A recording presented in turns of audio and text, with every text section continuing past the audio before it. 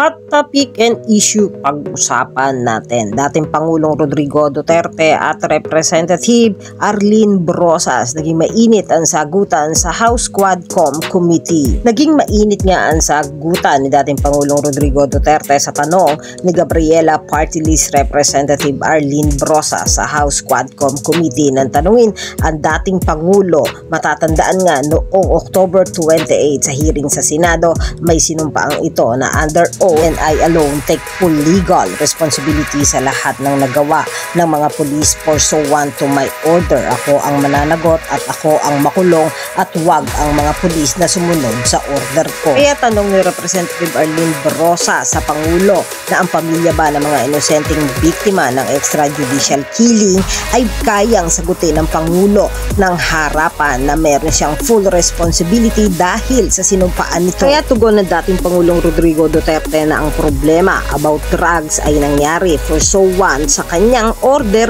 ay kanya at siya ang nagbigay ng order, legal o illegal ay responsibilidad niya yon. Kaya sagot ni Representative Arlene Brosas, ang mga pamilya ba ng extrajudicial killing ay pulisiya niya at tatak Duterte at tama bang tawagin na Davao model o Davao style, na pinasasagot naman ni Representative Arlene Brosas ng yes or no. Kaya naggalit ang tugon ni Duterte kay Arlene Brosas at sinabihan ito na hindi ka investigador para tanungin siya ng yes or no. Dahil sa mainit na tugon ng dating Pangulong Rodrigo Duterte, nagkaroon ng sagutan ang dalawa at nagkaroon ng suspended break para sa Quadcom Committee. Yan ang mga hot topic and issue dito lamang sa Tambalang JK.